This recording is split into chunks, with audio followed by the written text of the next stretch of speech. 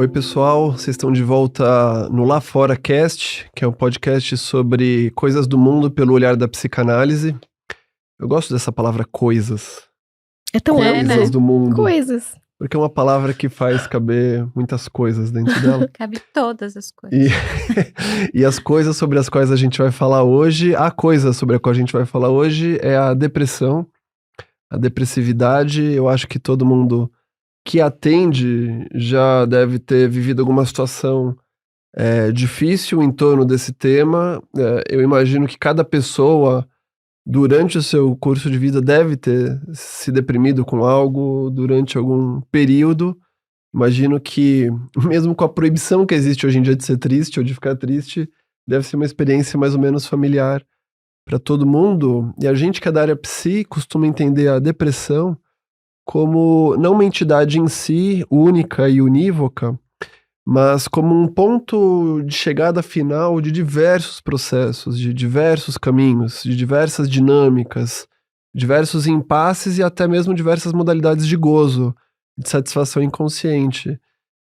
Então nesse episódio a gente vai tentar destrinchar um pouco essa palavra assim, que é tão sobredeterminada, tão condensada. E a gente vai fazer isso hoje junto à Vanessa. Oi, gente. E eu tô aqui também com a Marielle. Oi, pessoal. E aí, gente? O que desperta em vocês? Eu só quero, antes, né, agora começando, dizer que nós estamos aqui gravando pessoalmente, depois de uns 3 meses, né, que a gente não se encontrava.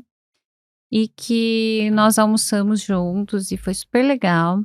E nós não estamos deprimidos nesse momento. Então, não predomina isso. Nesse momento, a gente está podendo falar sobre isso.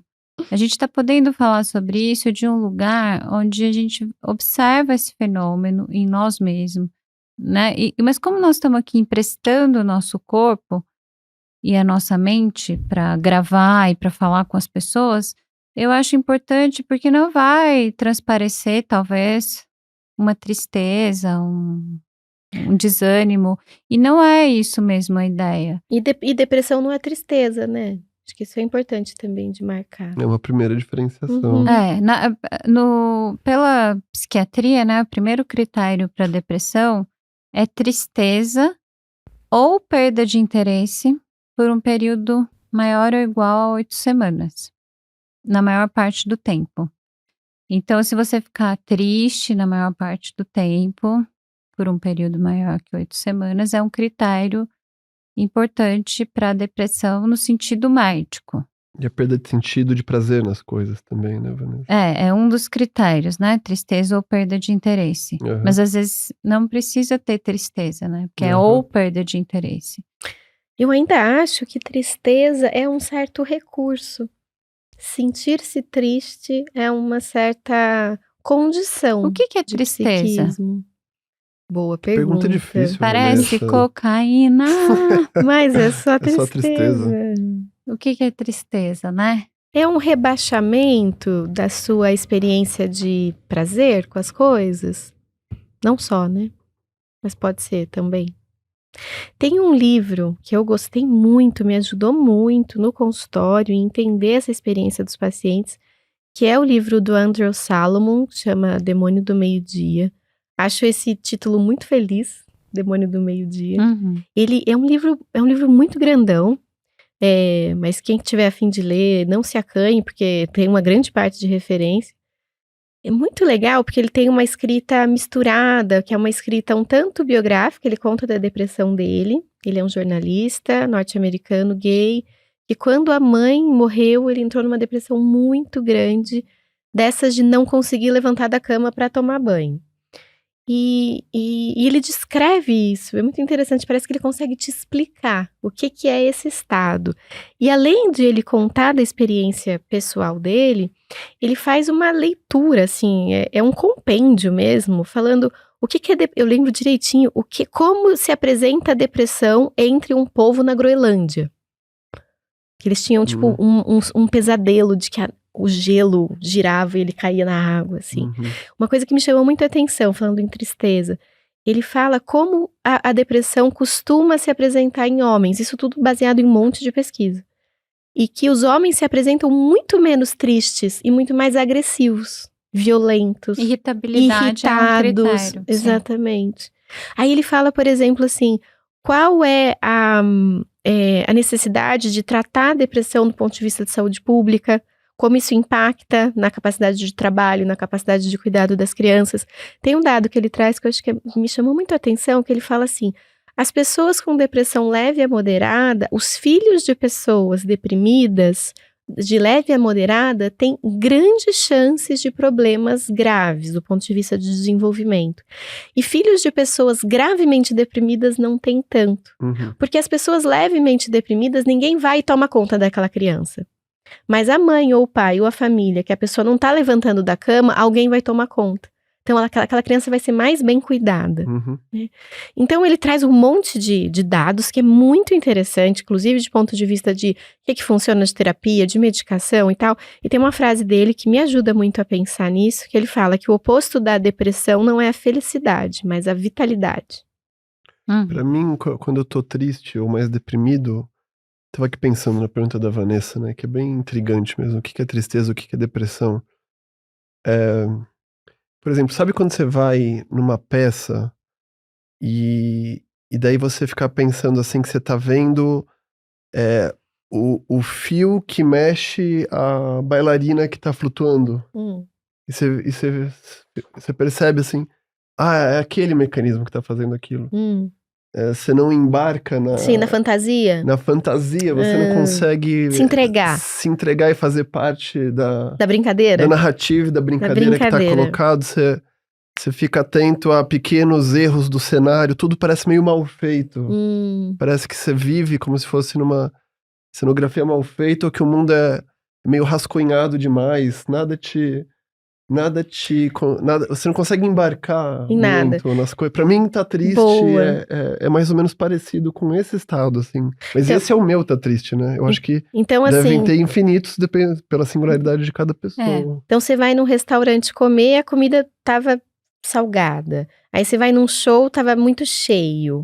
Aí você vai no cinema, o ar-condicionado tava muito frio. Não tem a possibilidade de embarcar na fantasia da brincadeira da vida. Sim, você vê a costura de tudo. Ao mesmo tempo, paradoxalmente, o seu olhar se torna mais agudo quando você tá um pouco mais deprimido. Tem uns dias que eu atendo, que eu tô muito contente, que eu atendo mal, assim, eu acho, sabe? Se eu tô num estado psíquico não tão bom, muitas vezes eu me torno um melhor clínico, assim, do que a média, o que é um paradoxo, né? Não um paradoxo, mas é um impasse, assim, pra como a gente leva a vida também. Eu acho que você tá falando que tem um contínuo entre a melancolia lúcida, que é essa que olha pra tudo e fala, mas nada disso tem graça. É assim, assim, assim, né? Que saco. Que saco. Eu sei, né? Que saco. Tem um cinismo, né? E do outro... minha tristeza é bem assim. E do outro lado, tem um encantamento meio infantil que pode até se tornar um pouco ingênuo. Assim, ficar muito alegre com tudo parecendo que é muito gostosinho, eu acho. Mas acho que você tá falando que existe, talvez, nesse estado, uma espécie de perda de acurácia na observação. Meu filho, uns dias, ele fica assim, ele coloca a cabeça pra fora do carro e fala, hoje é o melhor dia da minha vida! Aí acontece qualquer coisa, ele fala, hoje é o pior dia da minha vida. Não tem medida, assim, vira uma coisa meio sem medida.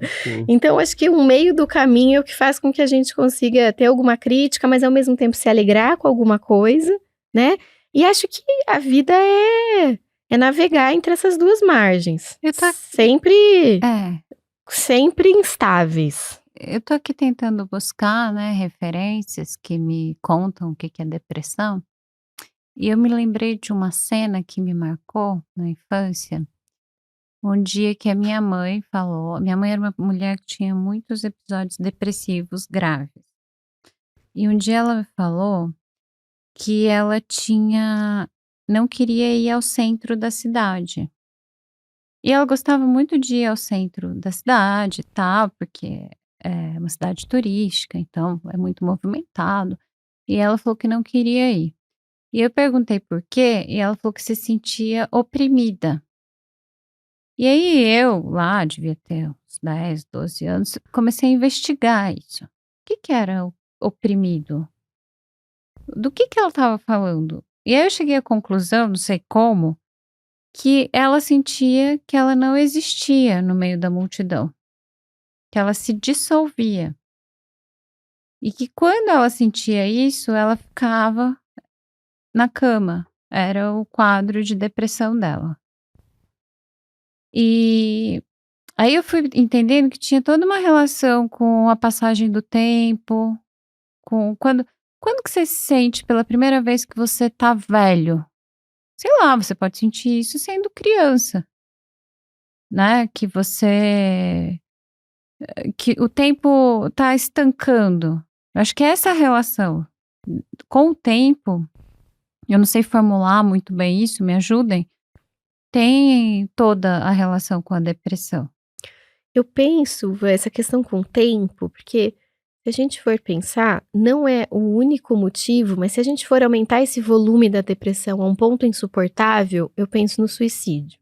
Sim. Né? Numa situação em que não dá mais para aguentar essa experiência de não graça com a vida, não investimento, não vitalidade, não prazer, né? E me parece que uma das questões do suicídio, não um suicídio muito impulsivo, mas algum meio planejado, é a falta de esperança. Porque a esperança implica uma esperança na passagem do tempo, né? Agora tá ruim, mas pode ser que melhore. Depois vai melhorar. Uhum. Eu acho que existem experiências emocionais, afetivas, que rompem um pouco essa experiência de passagem de tempo. Essa capacidade de projeção do futuro. De projeção. De prospecção, Por exemplo, a adolescência é um momento delicado nesse sentido, né? Adolescentes, eles têm um cálculo muito mal formulado da temporalidade, né? Então, assim, eu tenho prova amanhã, não estudei ainda, mas vai dar tempo. Né? Ai, fulano não quer ficar comigo, terminou um namoro, acabou. Acabou minha vida. Acabou a vida. Né? Então... Às vezes acaba mesmo. E às vezes acaba. Quando essa experiência, ela é um ponto de que a pessoa não consegue fazer essa prospecção de futuro, né? Existe uma crença excessiva naquele presente, pode ser inclusive muito perigoso. Mas essa questão do tempo também me faz lembrar um outro jeito de poder ler isso do tempo, da tristeza e da depressão, que é um artigo do Freud, para mim é um dos meus preferidos, chama A Transitoriedade. Que ele conta uma história. Da flor. Da flor. Então ele tá andando num jardim com o Hilke e com a Luandra Salomé. E é primavera. E eu acho que daí a natureza tá no seu esplendor. E eles passam por uma flor e o Freud e a Lu Salomé se entusiasmam muito com aquela flor. Dizem, uau! Olha, eles embarcam na beleza estética da natureza. E o Hilke, que era um puta deprimido. E o Hilke, poeta, assim, ele diz assim, vai morrer. Bela, mas de que adianta se ela vai envelhecer, as pétalas vão murchar e por fim ela vai morrer. E daí o Freud tenta argumentar com ele, fala assim, olha, se tem alguma coisa que tem um valor limitado no tempo, isso, racionalmente pensando, não deveria depreciar o valor daquela experiência. Racionalmente, pelo menos, deveria aumentar o valor daquela experiência. E mesmo assim, o Hilke não é tocado por esse argumento, o que deixa o Freud, ele fica pensando, e depois ele chega numa outra ideia, ele fala assim, eu já sei por que o Hilke continua deprimido em relação à passagem do tempo, porque ele tá ligado libidinalmente a um ideal onde o tempo não deveria passar, onde deveria se preservar um estado idílico de presentificação imediata e infinita de tudo que é bom, tudo que é belo, tudo que tem valor. E o que ele não tá conseguindo negociar é o investimento libidinal num determinado ideal inconsciente dele. Aí são os gênios, né? Pensando assim. Então, é muito interessante esse caso, porque em geral a gente pensa assim, a melancolia, a depressão como uma falta, uma deslibidinização. Mas na maneira que ele vai articular a reação depressiva do Hilke, é o contrário, é um excesso de investimento libidinal. Que não aceita a passagem, um ideal a muito mudança. idealizado. Existe um ideal relacionado à negação da passagem do tempo, onde toda a libido quase que ela, como se ela estivesse sangrando em hemorragia, toda se direcionando pra ligação com esse tipo de ideal. Gente, desculpa, eu lembrei de um poema. Vai. Tá desculpado. Chama O Segundo Motivo da Rosa. É que tem tanto a ver, da Cecília Meirelles. Vejo-te em seda e nácar e tão de orvalho trêmula. Ai, esqueci. Pega aí. Que penso ver efêmera toda beleza em lágrimas, por ser bela e ser frágil. É o primeiro motivo da rosa. Vejo-te em seda e nácar e tão de orvalho trêmula que penso ver efêmera toda beleza em lágrimas, por ser bela e ser frágil. É só esse primeiro verso que eu queria, esse primeiro estrofe que eu queria falar. Mas é muito interessante, né? Porque para que serve uma rosa? Que era a pergunta do Hilke. E os poetas fazem isso, eles eternizam as rosas. Meus olhos te ofereço, espelho para a face, para que depois que passe, serás eterna no meu verso. Né? A arte é isso. Eu acho que a arte consegue colocar isso de alguma forma, seja em palavra, música. Mas eu acho que o mais importante, pelo menos na minha experiência clínica, eu tinha um paciente que era muito melancólico. E o Freud foi escrever, me corrijam se eu estiver errada, o Luto e Melancolia, quando ele começa a pensar por que aquele paciente gosta de falar mal de si mesmo.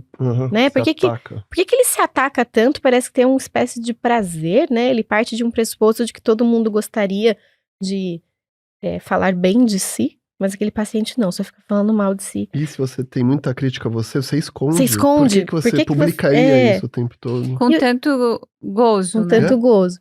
Eu tinha um paciente que ele era assim, era uma melancolia muito trágica. Não tinha nada que sobrava, nada do que eu falava sobrava, nada da vida dele sobrava. E eu lembro que eu fui, há muito tempo, eu era mais jovem, iniciante, eu fui fazer uma supervisão e eu falei assim, minha supervisora, mas e se ele tiver razão? Que parecia mesmo. Mas ele tem razão. Aí ela falou assim, mas ele tem razão. A vida não tem sentido nenhum em si. Sim. A gente que dá. Ela é toda remendada. Ela é toda, né? Então, o melancólico, ele é profundamente lúcido, né? Eu sempre penso isso em relação ao esporte, porque eu sou uma pessoa bem distante de esporte. Se você vê um jogo com um olhar assim, você fala, pra quê? Né? Qual o sentido? Que bobagem. Ou arte, é mesmo arte. Pra que serve? É que eu acho mais fácil olhar isso pro futebol. É mais deslibidinizado o futebol pro Mariana. Então, assim, né, futebol é arte. Pega alguma coisa que não faz nenhum sentido pra você e faz esse exercício de olhar com esse olhar completamente crítico e cético, assim. Que atravessa, né, Mariana? Que fala, atravessa. Quando a gente pega uma coisa de uma cultura muito diferente da nossa, que é fácil de não ter nenhuma conexão, é curioso, você olha e fala, hã? Tipo um jogo de cricket. Dura, tipo, 24 horas. Parece taco que jogava na rua pequena. E você fala, mas o que é isso? Qual que é o sentido? E as pessoas ficam assistindo 2 dias e tem TV. Enfim, é isso que a gente faz. A gente faz coisas da nossa vida que não fazem nenhum sentido em si, mas que ajudam a vida a passar. A ideia é essa, né? Então, passar pra gente morrer. Então. Não, pra quê? Quando... A gente tá entrando no clima do tema. Agora sim, agora a gente tá se sintonizando com o tema. Pra passar e a gente morrer, e enquanto não chegar esse dia, ser divertido. É isso, pra que seja divertido. Falar em Hilke, vocês leram Cartas a um Jovem Poeta? Claro. Acho que é uma leitura obrigatória, né? Pros seguidores. Muito, muito bom. Eu pensei...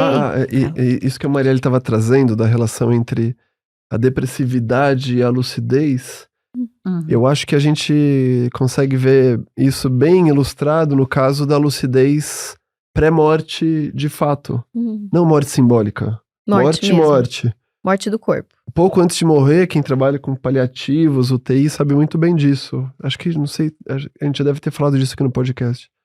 Mas a pessoa que tá para morrer junta uma última energia, o último quantum de energia vital e dispõe de um olhar amplo para a sua vida, para as relações, o momento de acerto de contas, de reuniões, de uma série de conversas, né, significativas. É uma lucidez que consegue olhar a vida de frente, e é uma lucidez à beira da morte. Então, essa proximidade entre lucidez, acuidade de visão, de reflexão e a finitude são coisas próximas aí, né? Acho que isso que esse seu caso clínico faz lembrar. E isso tá no Luto e Melancolia também. Tem uma parte lá que eu acho que o Freud diz, por que a gente precisaria ficar melancólico para perceber que as coisas são assim mesmo, né? A gente pode perceber e falar, beleza, é assim. E a perda de embarcar em certas ilusões da vida. Agora, acho que também tem uma questão, às vezes, moralista. Por que a pessoa não pode ser melancólica? Uhum. Eu acho, assim, que a pessoa pode ser. Hoje em dia tá proibido. Exato. Se a pessoa tá procurando análise, porque isso traz um sofrimento para ela, e ela gostaria de não viver assim, é uma coisa. Mas às vezes na investigação, você com o paciente chega à conclusão de que é isso.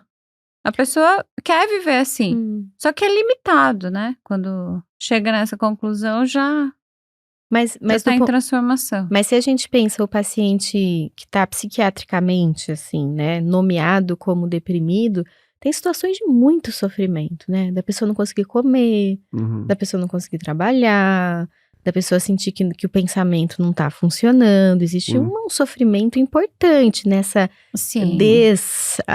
desvitalização da vida, desinvestimento das coisas, né? Vai comer, não consegue comer porque não tem gosto bom. Sim. E tem uma espécie de estranhamento, parece, né? De questionários para identificação de depressão, tem alguns, né? Você sente prazer da mesma maneira que antes? Né? Então, a pessoa tem uma experiência também de, nossa, o que aconteceu comigo? Gostava disso, agora não gosto. Eu queria aquilo, agora não quero.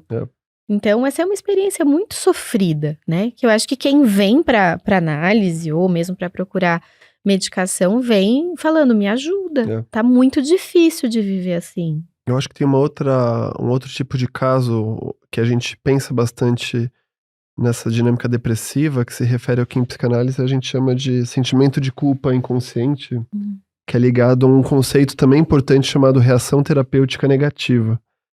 Então, ao longo de algumas análises, a gente vê que o sofrimento depressivo, onde o sujeito se deprecia, se ataca, se coloca nas piores situações possíveis, é muito ligado a uma situação de expiação de culpa. De uma expiação que para aquele sujeito vai ganhando sentido ao longo da análise de que a pessoa merece passar pelo que ela está passando. Então o sintoma depressivo vem como se fosse o justo carrasco que vai trazer e cumprir a sentença merecida e proporcional. E daí para cada pessoa vai ter a ver com um determinado evento de vida, ou determinada fantasia inconsciente, ou determinada ressignificação de certos prazeres ligados à infância, ligados ao crescimento, né? E uma das situações clínicas mais extremas com as quais a gente depara é quando a gente começa a ajudar algum paciente que está nesse tipo de situação clínica e a pessoa começa a melhorar. Isso é terrível para certos estratos inconscientes da mente. Porque a pessoa sente, assim, por um lado percebe, ufa, finalmente eu tô conseguindo acesso a um deslocamento desse estado tão mórbido, assim, tão dark das coisas. Mas uma outra parte inconsciente dos pacientes reage de forma a dizer assim, não, o que você tá pensando? Você tá pensando o quê? Que você é quem pra fruir de uma boa vida? Você vai voltar pra fossa, você tá fudido, você não merece nada. E existem muitas interrupções, muitos cortes, boicotes ao tratamento em torno desse conceito que é das dinâmicas mais difíceis que a gente consegue encarar na clínica psianalítica, né? E uma outra dinâmica ao contrário dessa, que eu acho muito interessante, não sei, ela é mais em prol do instinto de vida, é aqueles pacientes que são muito masoquistas.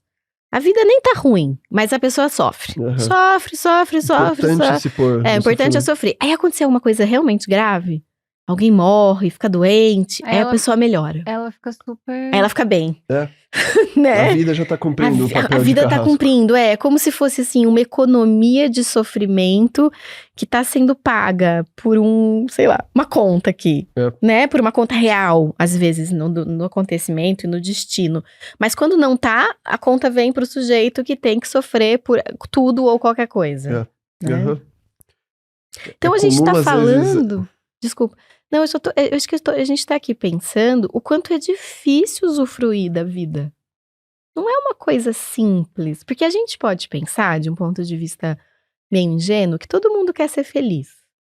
E ficar alegre e usufruir já é uma premissa complicada pra psicanálise, né, das Mariana? Coisas boas. Só que então, isso era não isso é que eu tão tava simples dizendo, assim. que nem todo mundo tem essa pretensão, essa vocação. Ou essa aptidão. E parece que hoje em dia é obrigado a ter, né? Você tem que ser feliz. E aí, eu acho que eu tenho que fazer um parênteses, porque eu não tô falando daí de doença, né? Tô falando de uma certa depressividade. Que acho que é importante também fazer essa diferenciação. E quando há realmente uma doença, precisa ser tratado com medicamento. I'm only happy when it rains. Já viu? Acho que é Garbage. I'm only happy when it rains.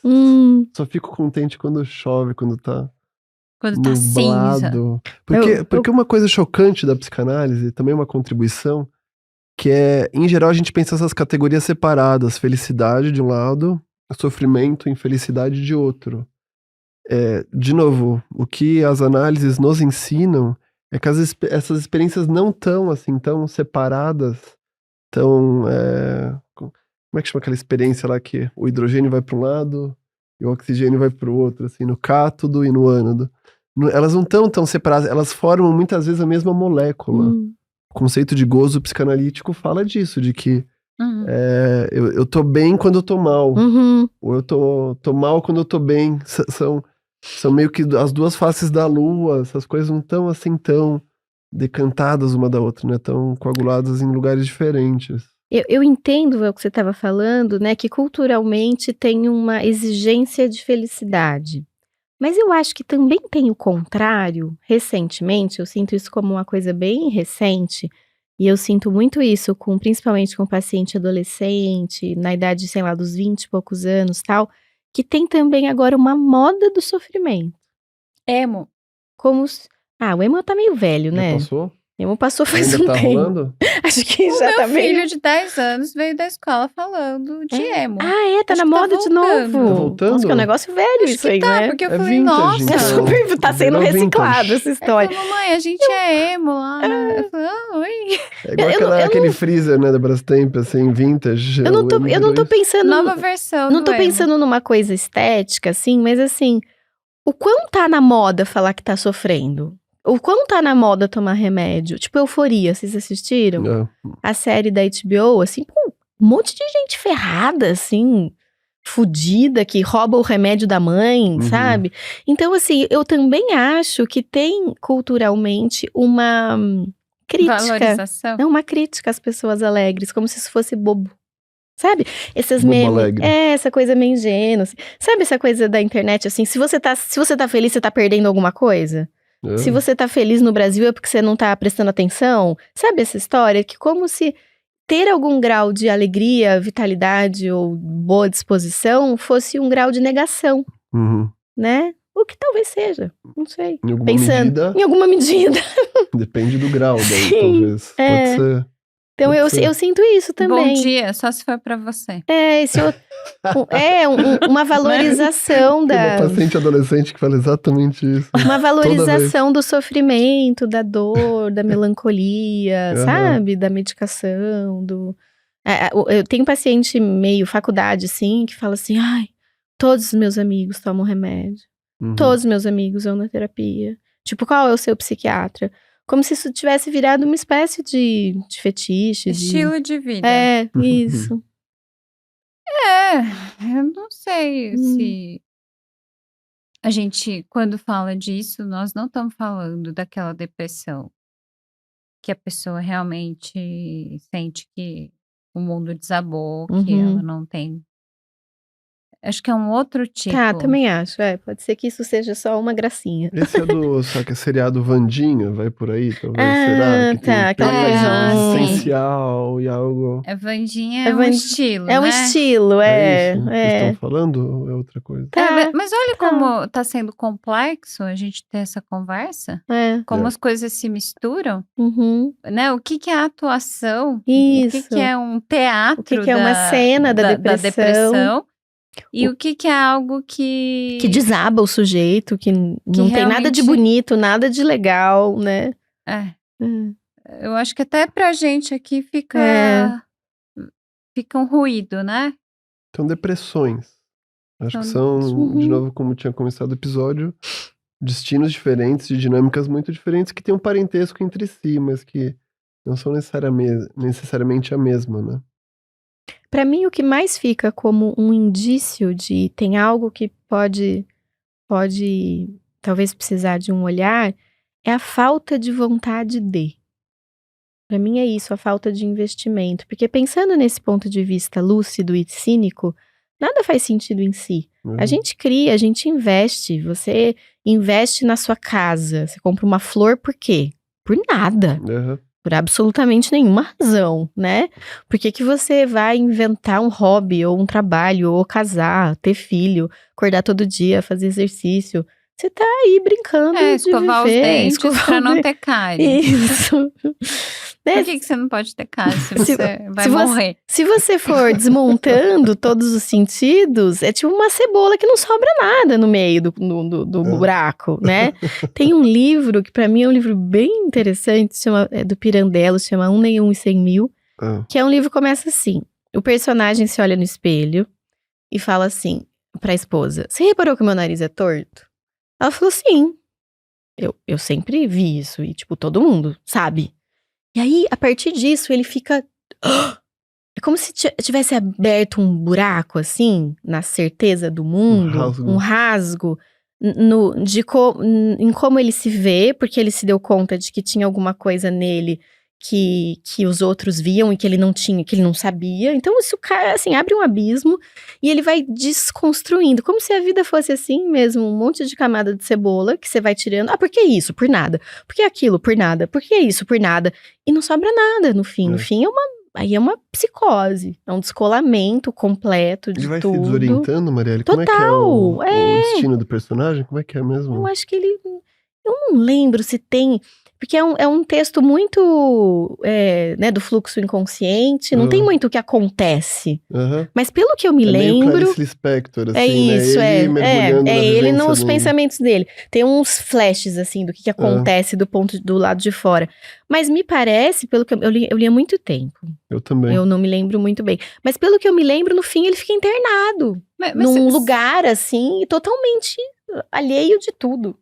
Fora da vida. O que eu lembro que o que vai desorganizando ele é que cada pessoa que ele conhece na vida tem uma percepção diferente de quem ele é.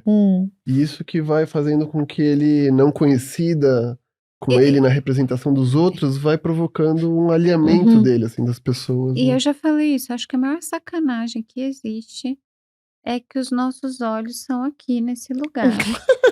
E todo mundo vê a gente, menos a gente. Por que não é aqui, ó, nos dedos? Porque não, podia ter uma antena, assim, ó, sei lá. Podia, né? Podia, eu queria ver como que eu sou, eu nunca me vi, a gente nunca se viu, porque, eu não acredito no espelho. Não, e a foto e o espelho é tão diferente, é tão esquisito, né? Total. Tem um conto, né, do espelho do Guimarães Rosa. Machado? Tem do Guimarães Rosa também. Tem do Guimarães Rosa.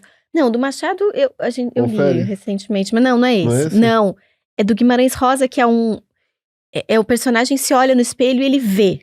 Ele vê uma coisa que ele nunca tinha visto. Como se fosse esse encontro totalmente... É isso, então? É você? Eu? Sei lá, não lembro direito, mas é uma experiência, assim, de... Então, eu acho que a gente tá falando... Vejam bem, eu acho que quando a gente fala em depressão de um jeito mais assim comum, a gente tá falando da pessoa triste, ou a pessoa que começa a perder interesse, mas de um ponto de vista mais, sei lá, metapsicológico, a depressão é um esgarçamento desse contato mágico com a vida, em que você vai perdendo isso. Perdendo a ilusão. Perdendo a ilusão. Agora, vocês percebem que todas as referências que a gente tá trazendo, em todos os sentidos, a gente está usando o corpo.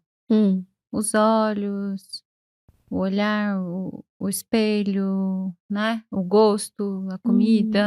A gente está trazendo o corpo. O corpo presente no mundo das coisas. A gente pode talvez pensar que depressão é quando a mente não tem espaço para lidar com algo, com um desastre, com uma dor, isso transborda no corpo. Isso cai no corpo.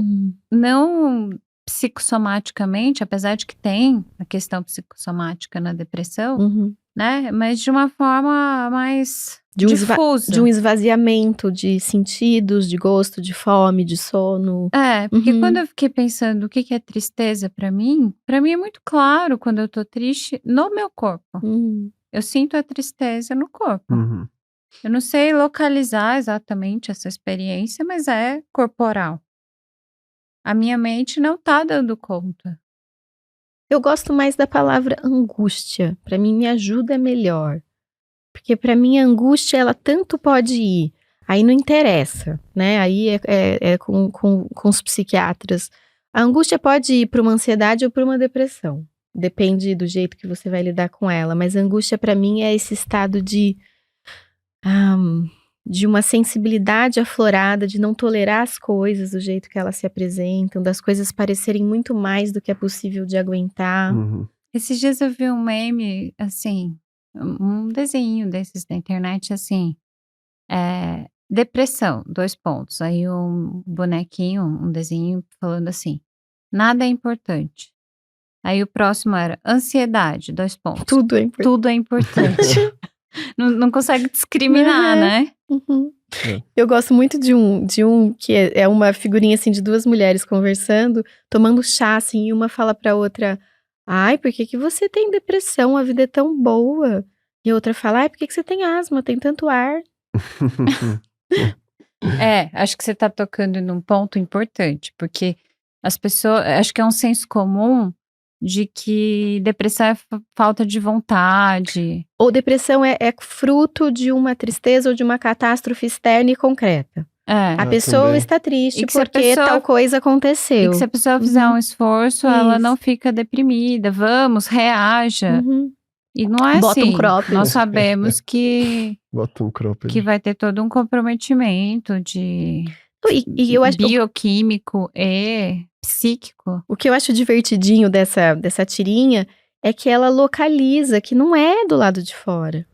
Né? A pessoa que tem asma, ela pode morrer sem ar. Isso não tem nada a ver com a quantidade de oxigênio que existe.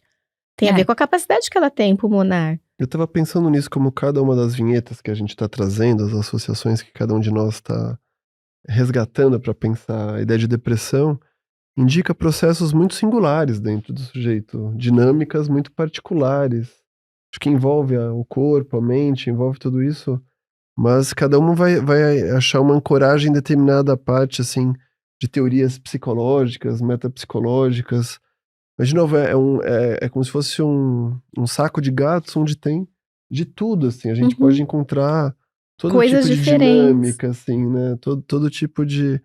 Tem também, eu lembrei, a posição depressiva da Melanie Klein, que não se mistura necessariamente com depressão clínica psiquiátrica, mas tem a ver com a depressividade no sentido de, para Melanie Klein, posição depressiva é quando tem algum elemento projetado no mundo, que você recupera esse elemento e não vê mais alguma coisa sua desconfortável para fora, mas você consegue integrar aquilo e perceber aquilo como próprio.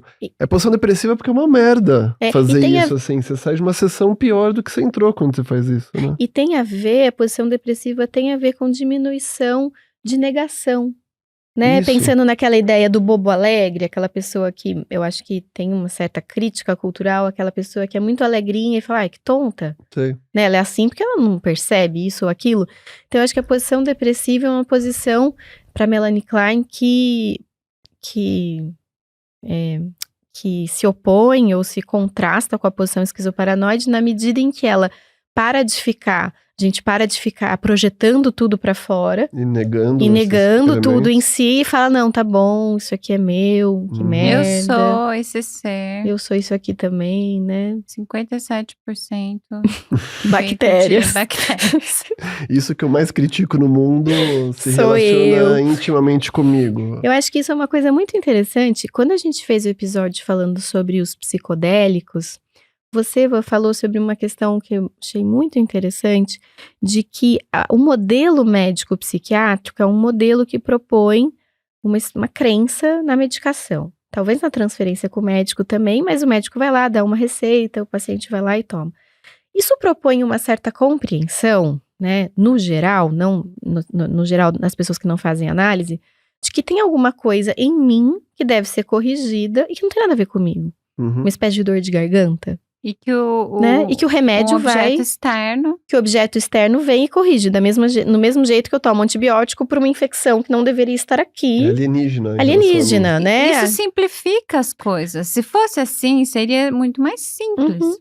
Mais fácil, né?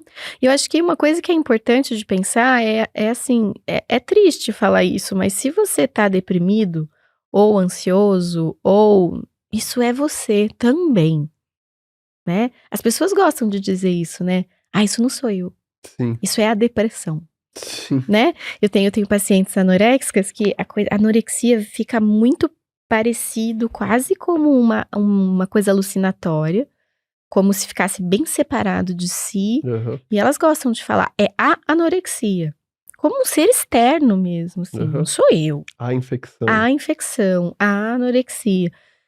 E acho que um primeiro passo é pensar que, bom, você pode estar assim, não estava antes, mas isso é você também. E se fosse você? Se fosse uma você. parte sua e tal.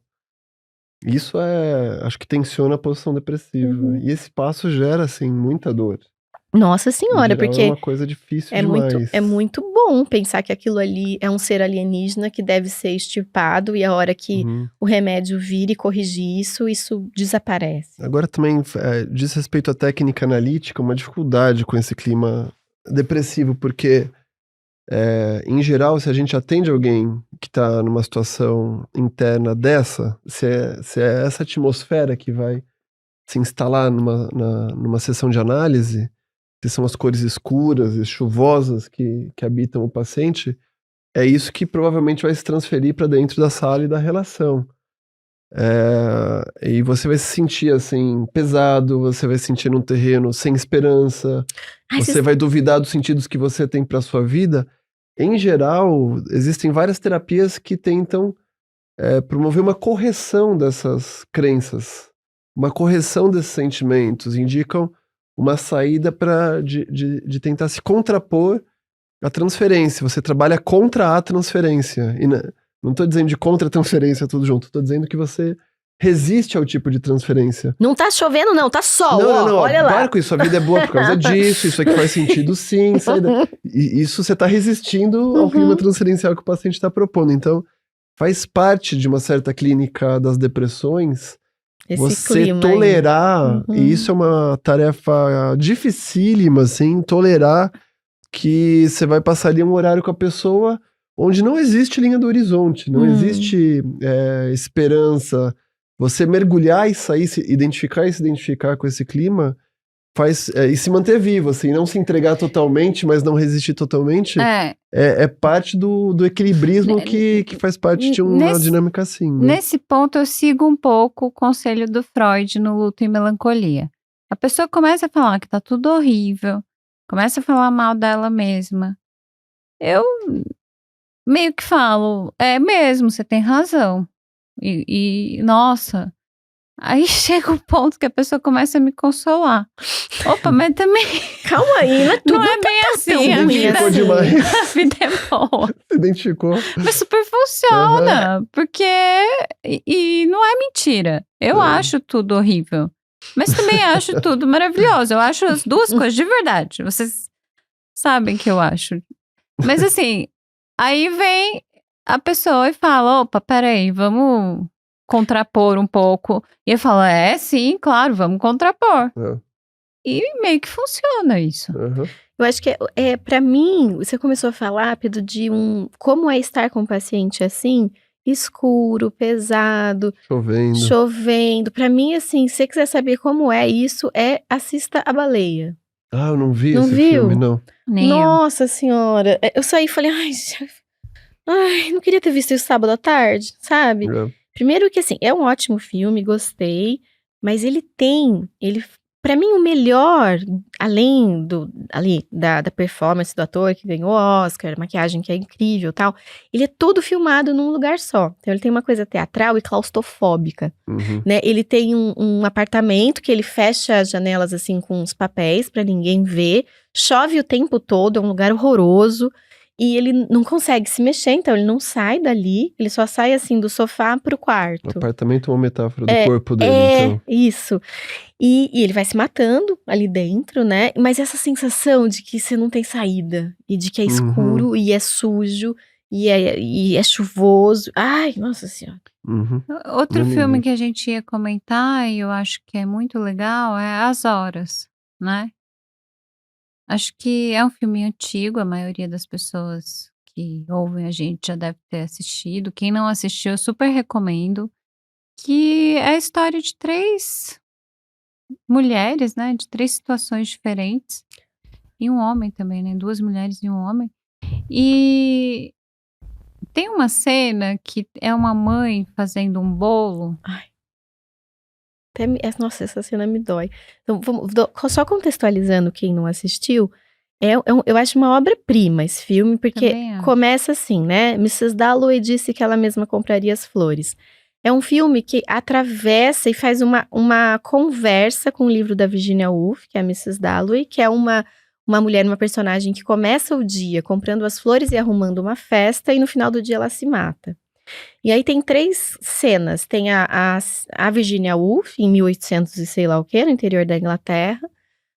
Aí tem a Julianne Moore, que faz essa personagem. Que é uma mãe. Que é uma mãe na década de 50. De família, tentando existir enquanto pessoa anônima. E tem a Meryl Streep, que faz ali na época que o filme foi feito, que era 2000 mais ou menos, né? Que ela tá preparando uma festa para um amigo que é um escritor e tal. Que é o filho dessa personagem. Depois a gente descobre que ele é o filho dela. Mas conta a cena do fazer o bolo. Então, tá a mãe com um menininho, né? De uns 6, 7 anos, talvez. E eles vão fazer um bolo.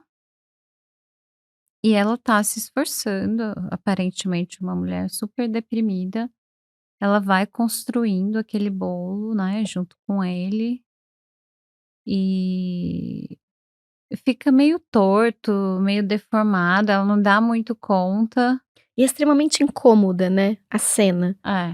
É muito porque assim, é uma cena que teoricamente seria uma cena bonita, né? Lúdica, uma mãe fazendo bolo com o filho. A típica cena da família. Ela tá grávida, ela é uma mulher grávida com um filhinho fazendo um bolo de aniversário pro marido. O marido sai de manhã e ela vai fazer o bolo pra esperar o marido chegar, aquela coisa, sei lá, nos 50. Só que ela é muito... Ela não sabe o que fazer com aquilo. Um desajeito, assim. É bem assim, né? Com o bolo? Com tudo. Com tudo. Bolo é a metáfora do todo. E o filho olha pra ela, assim, e ela fala assim, a mamãe te ama. E aí ela deixa o filho... E fica torto também, a frase. Nossa senhora. É tudo deformado. Desencaixado. E aí ela deixa o bolo e vai embora para sempre. Não, tem uma cena, ela faz o bolo ficar todo torto. Aí ela fala, joga no lixo. E fala assim, vamos fazer outro. Aí ela deixa o menino na casa de uma cuidadora, uma espécie de babá, lembra? Você viu de novo, né? Eu vi de novo recentemente. Aí ela deixa o menino lá, o menino fica desesperado, ele sai correndo, mãe! E aí ela fala, não, eu já volto. Ela tem uma carinha bem assim. Que você não sabe o que é, você não entende, você tem um estranhamento, mas aí você entende que ela vai para um hotel pra se matar. E ela não tem coragem de se matar naquele dia. E aí você entende depois, no fim do filme, que ela volta, faz o bolo, espera esse bebê nascer, que ela tá grávida, e some. E vai embora, né? Mas tem essa comunicação dupla ali pra criança, de a mamãe te ama, a mamãe vai te deixar pra sempre. Ela simplesmente não suporta aquela vida. Ela não consegue se encaixar. É insuportável. E ela fala isso depois, ela fala... Ou eu morri ali, era uma escolha, né? Ou eu morri ali, ou eu ia embora. E aparece onde tá o sentido pra ela? Ela vai embora pra achar o quê? Onde é que tá o... Só aparece que ela se salva de sair dali. Mas não tá e ali. Ela vai trabalhar. Ela tá se forçando a estar ali naquele lugar que sai mal feito, vivencialmente. Não é nem pense que ela tá se esforçando, ela tá num processo, assim, de perda total de sentido. Tá? E falando em depressão, esse filho na história fica psicótico, né? Isso que eu falei. Tem esse segmento? Tem. Porque como que fica esse duplo sentido? Ele se desorganiza completamente, né? Com essa história, com essa mãe. Enfim, mas uma coisa bonita que a Vanessa falou, a gente já falou desses filmes várias vezes, que eu e você gostamos muito, é que eu nunca tinha entendido ou pensado por que o filme chama As Horas. E você tem uma ideia ótima sobre isso. Então, porque eu penso assim, que se você for pensar numa vida... Pedro, conte a sua vida. Quais foram os grandes acontecimentos? Posso Você vai falar... aqui? Não precisa contar, não. Achei que era de verdade. Você vai falar, quando meus filhos nasceram, foi legal, quando aconteceu isso, aconteceu aquilo, eu fiquei triste, eu fiquei feliz em determinada época. Ok, você ter essa visão macroscópica, mas a passagem do tempo, as horas, você aguentar todos os dias e ir formando de hora em hora a sua vida. De hora em hora, falecendo, assim, né? Eu tenho uma tia que falava que ela odiava viajar, desculpa que faz sentido, ela odiava viajar de carro, porque ela pensava que o pneu tinha que passar em cada pedaço da estrada. Olha. Ai, que aflição! É isso, né? É isso, são as horas. Uhum. Né? E eu acho que a depressão é isso, quando você nota as horas. Uhum. Porque quando você não tá anotando, isso você que eu tava não tem dizendo. essa relação melancólica com o tempo, tá bom. A experiência cenográfica que eu falei no comecinho é exatamente isso que vocês estão falando. Se você percebe as horas, quer dizer que você tá vendo os fios da existência, sim, assim. Que aquilo tá... Porque, por exemplo, não tá hoje... te entretendo, você não te suficientemente, carrega. né? Hoje nós estamos aqui, nós 3 amigos, tal, gravando e tal. Passaram as horas. E tudo bem, né? E a gente, né? Nossa, nem já viu são passar. Nossa, hora. Foi tudo tão rápido. E rápido no bom sentido. O tempo some, você tá falando, né? Agora, quando você tá sentindo as horas, eu acho o pneu passar em cada centímetro. Exato. Eu lembrei, olha, eu tenho tenho 2 livros que quando eu me sentia, eu percebi, eu comecei a entender que em momentos que eu tava me sentindo um pouco deprimida, eram livros que eu ia, que é A Náusea, do Sartre, e Memórias do Subsolo. São os meus livros, assim, que quando eu vou lá, eu falo, sabe? Tem uma parte na Náusea, esse livro é do Sartre e chama A Náusea porque ele fala que ele chama a melancolia de náusea, né? E tem uma coisa das horas que eu nunca esqueço, que ele fala, são 3 da tarde. Esse horário costuma ser difícil, eu não vou saber citar como você cita, vou de cabeça, só a ideia. Esse horário costuma ser difícil, mas hoje está insuportável. 3 horas da tarde é muito cedo para acabar qualquer coisa e muito tarde para começar outra. O tempo não tá passando. Não, é a hora da náusea.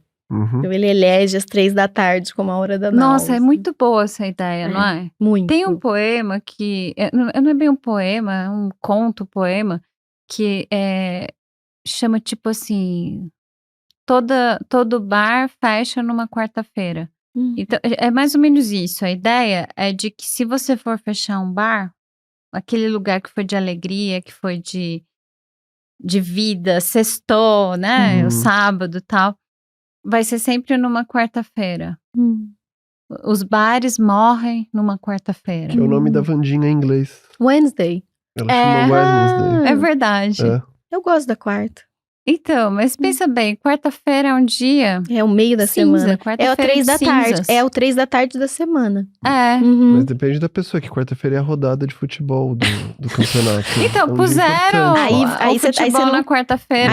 Aí você não tá melancólico, aí você tá distraído. Minha melancolia tá em outro dia daí. Eu acho que talvez a minha Porque pensa bem, segunda-feira... Domingo é um bom dia. Segunda-feira você tá assim, tá bom, vamos lá, tá começando, vai ser legal.